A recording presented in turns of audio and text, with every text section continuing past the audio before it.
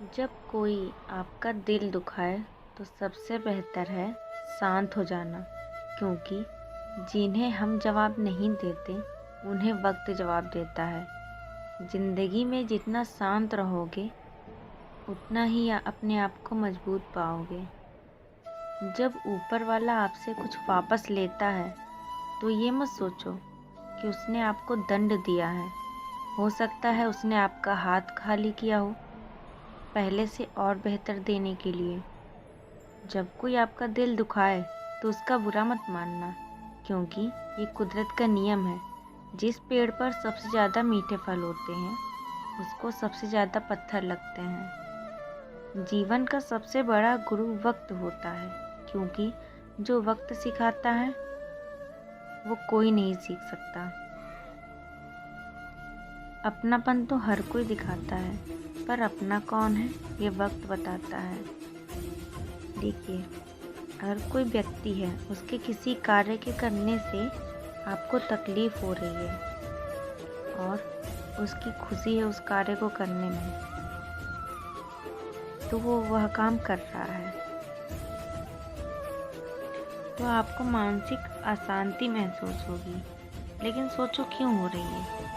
क्योंकि आपकी उम्मीदें उससे जुड़ी हैं कि अगर कोई आपको तकलीफ़ दे रही है या उसके किसी कार्य को करने से आपको तकलीफ़ हो रहा है, तो ज़रूरी नहीं है कि उसको भी तकलीफ़ हो। ये तो आपकी मानसिक स्थिति है, आप क्यों उस पर निर्भर हो।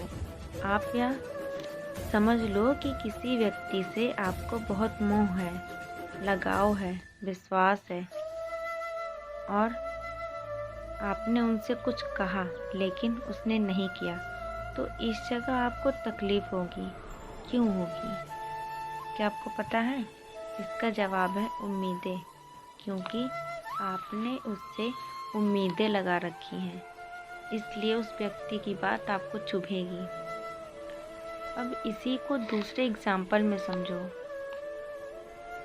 अगर आप बाहर जा रहे हो और रास्ते में किसी की मदद की ज़रूरत पड़ी आपको और आपने मदद मांगा किसी व्यक्ति से, उसने आपकी मदद नहीं की, तो आपको उसका दुख नहीं होगा जितना अपने करीबी व्यक्ति की बात से हुआ।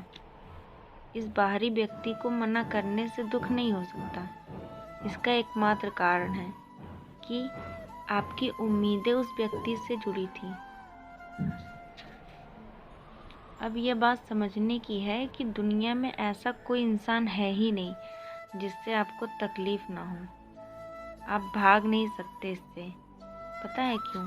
क्योंकि आप जिससे भी उम्मीद रखोगे उससे आपको दुख ही मिलेगा। यह आपको समझना है कि आपको क्यों तकलीफ़ है। ये तो आपकी मानसिक स्थिति है, ये तो आपकी परेशानी है। आपको ही इससे बाहर निकलना होगा। आप दुनिया में किसी से भी उम्मीदें मत रखो। दुख से बचने का एक ही रास्ता है, किसी से ज़्यादा उम्मीद मत रखो। बिना उम्मीद के जो मिलता है वो बहुत खुशी देता है। जब आप दुखी होते हैं तो आप क्या करते हैं? दुखी होना और ना होना ये सब मन की अवस्थाएं हैं। क्या आप शारीरिक दुख को मानते हैं या मानसिक दुख को? ये व्यक्ति के संस्कार पर निर्भर करता है। जो व्यक्ति सदा ईश्वर के संग रहता है उसे दुख सुख जैसा कुछ भी अनुभव नहीं होता। या ये भी कह सकते हैं कि सुख और दुख दोनों में ही सम अवस्था में रहना उसको आता है। तब किसी भी प्रकार के दुख का अनुभव नहीं होता।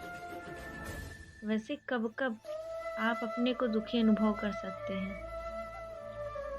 पहला, जहाँ कहीं भी राग या आसक्ति की भावना होगी और जो भी वस्तु, व्यक्ति या विचार आपको मिल गया है उसको निरंतर मिलने की मनोकामना होगी, वहाँ आपको दुख होगा। तब जब आपको वो लगातार ना मिले। दूसरा, जहाँ द्वेष होगा वहाँ भी दुख का अनुभव होगा।